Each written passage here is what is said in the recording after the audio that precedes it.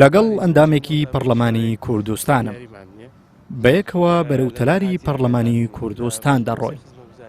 گفتوگۆی زۆرمان لەسەر کارەکانی پەرلەمان کرد و ئەو پێیوتم پەرلەمان هەمیشە سێئەرکی سەرەکی هەیە: یاسادانان، چاودێریکردنی کارەکانی حکوومەت، پەسەندکردنی یاسای بودجە.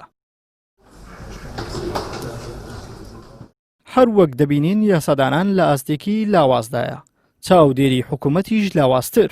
بەڵام ئەوەی هەرنەماوە لە 2013ەوە تاوەکو ئێستا پەرلەمان قسەی لەسەر نەکردووە پەسەندکردنی یاسای بودجەیە. حکوومەتی هەرێمی کوردستان بە ئارەزووی خۆی کەس نازانێت چەندێک داهاتەکەیەتی و نازانێت چەندێکی سەرف دەکا، بۆیە ئەمە بەپێی قانون هیچ زانیاریەک نەدراوە بە لیژنەی دارایی و پەرلەمانیش هەمووی ئەگەڕێتەوە بۆی کە بودجە نییە، پرۆژە بودجە نییە لە هەرێمی کوردستان. ئەمە خەلێکی زۆرە و خەلێکە بۆ ئەوەی کە گەندەڵی بە سیستماتیک بکرێەوە، گەندەڵی تێدا بە شێوەیەکی بە فراوان بکرێەوە، هینێک نەبێت بۆ بەڵگەویستن یا پەرلەمان ناتوانێت بەو شێوازە لەم گەندەڵانەوە لەوانەی کە پارا خۆنەوە لەوانەی کە گەندەڵیەکن لە بواری کەرتی گشتیە لێپرسینیان لەگەڵا. هەرێمی کوردستان داهاتێکی گەورەی هەیە کە مڵکی خەڵکی کوردستانە، بەڵام جگە لە نوخبەیەکی ناودەسەڵاتی سیاسی کە بە پەنجەی یەک دەست دەژمێردرێت، نە پەرلەمان و نە هیچ کەس و لایەنێک لە وردەکاری داهات و خەرجی هەرێمی کوردستان ئاگادار نین.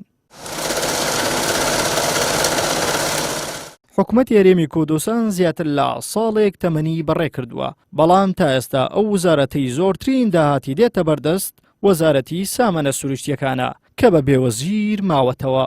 بەپێی زانیاریەکانی پەیام لە جێگای وەزیر کەسێک بە پۆستی بریکاری وەزیر بە لاپتۆپێکەوە لە بریتانیاوە مامەڵە بەنەوتی هەرێمی کوردستان دەکات. بە هیچ شێوەیەک هیچ کەسێک تاکو ێستا لە ناو وەزارەتی سامانە سروشتەکانیش نەهاتوونەتە ناو لیژنەی سامانە سروشتەکان و چەندین جار داوامان کردووە کە دابنیشتن کرێن، دانیشتن نەکراوە و ئاگاداری وردی بواری نەوتی نین و ئاگاداری داهاتەکەی نین و ئەوەی ئاگادار بینوەکو هەر هاوڵاتێکی تر لە دیلۆیتەوە راپۆرتەکانمان خوێندوێتەوە.